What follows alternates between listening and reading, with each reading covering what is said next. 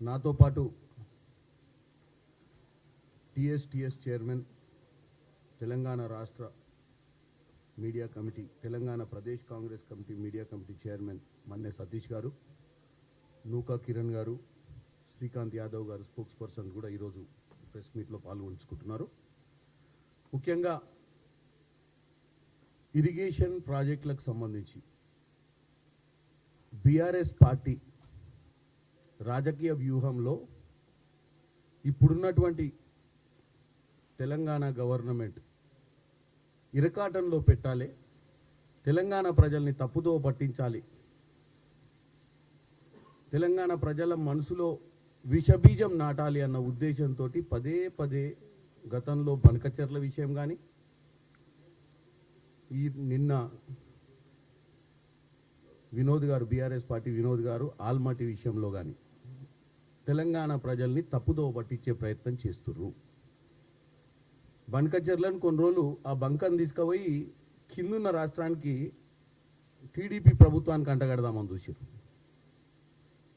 రేవంత్ రెడ్డికి, చంద్రబాబు నాయుడికి మంచి సంబంధాలు ఉన్నాయి కాబట్టి బనకచెర్ల ప్రాజెక్టు ఆల్రెడీ అప్రూవ్ అయిపోతుంది, పైన టీడీఆర్లు ఇస్తున్నారు, అంతా అయిపోతుంది. రేవంత్ రెడ్డి గారు పట్టించుకోవట్లేడు. రేవంత్ రెడ్డి గారు ఆయన ఇద్దరు మాట్లాడుకునేటరు, ఇక బనకచెర్ల అయిపోతుంది, మనకు అన్యాయం జరుగుద్ది, గోదావరి నీళ్ళు మొత్తం దోసుకపోతారు, మనకు తెలంగాణకు అన్యాయం జరుగుద్దని అప్పుడు కొన్ని రోజులు డ్రామా నడిపించారు. అప్పుడు హరీష్ రావు గారు బ్రహ్మాండమైన ఏకాపాత్రాభినయం చేసి చక్రం తిప్పే ప్రయత్నం చేస్తే దాన్ని తిప్పికొట్టినాం. ఎందుకంటే బనకచెర్ల బంక ఏం కాలేదు.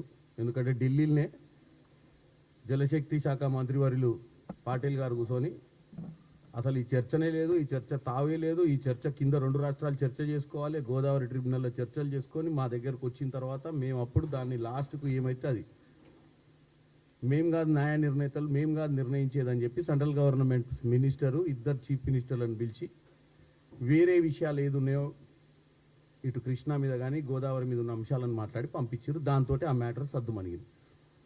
మళ్ళా మధ్యన ఏం చేయాలి, రాజకీయ మనుగడ, మళ్ళీ తెలంగాణ ప్రజల్ని ఎట్లా తప్పుతో పట్టియాలని మళ్ళీ కొన్ని రోజులు ఏదో బాగానే ఎక్సైజ్ చేసుకొని మళ్ళీ నిన్న ఈసారి అప్పుడున్నటువంటి ప్లానింగ్ కమిషన్ మెంబరు, చైర్మన్, కొంచెం ఇంటెలిజెంట్ పర్సనే వాళ్ళకంటే, ఇప్పుడు ఆయనను పెడితే కొద్దిగా మళ్ళీ వాళ్ళ ఏకపాత్రాన్ని నేను పేలింది కాబట్టి ఇప్పుడు కొత్త ఆయనను దింపారు. ఎవరిని, వినోద్రావు గారిని. సో దట్ ఈయన చెప్తే కొద్దిగా బాగా అతుకుద్ది స్టోరీ అని. బంక అతకలేదు కదా బనకచెర్లది, ఈసారి ఇది అతుకుద్దని ఆల్మాటిని పెట్టారు. సో ముఖ్యంగా నేను ఫస్ట్ ఆల్మాటి గురించి, ఈ ఆల్మట్టి ఆనకట్ట ఎత్తు 519.16 మీటర్లు, దాన్ని 524.25 మీటర్స్ అంటే సరే మీకు ఓవరాల్గా 519, ఆయన ప్రెస్ మీట్లో చెప్పింది అదే, 519, 524 ఎత్తు పెంచితే 100 టీఎంసీల నీళ్లు కృష్ణా జలాలు అక్కడ వాళ్ళు ఆపుకొని ఎక్కువ వాడుకుంటే ఇండైరెక్ట్గా వాళ్ళు చెప్పేది ఏంటంటే అక్కడ 100 టీఎంసీల నీళ్లు వాడుకుంటారు, మనకు అన్యాయం జరుగుద్ది, దాని గురించి మీరు పట్టించుకోవట్లేరు ఈ ప్రభుత్వం అంటే. అప్పుడేమో చంద్రబాబు నాయుడు కంటగట్టిరు ఏమని, ఇప్పుడున్న ముఖ్యమంత్రికి చంద్రబాబు నాయుడికి ఉన్న సంబంధాన్ని. ఇప్పుడు ఏం చేసారు, అక్కడ కాంగ్రెస్ ప్రభుత్వం ఉంది, సిద్ధరామయ్య ఉండు, ఇక్కడ రేవంత్ రెడ్డి గారు కాబట్టి రేవంత్ రెడ్డి గారు ఏం పట్టించుకోవట్లేడు, రేవంత్ రెడ్డి గారిని అలర్ట్ చేస్తున్నాము, ఇది కృష్ణా జలాల దోపిడీ జరుగుతుంది, పైన వాళ్ళు అది కట్టుకుంటే 100 టీఎంసీల నీళ్లు పోతే మనకు ఆల్రెడీ ఇప్పుడు ఉంది ఎంత 299 కదా,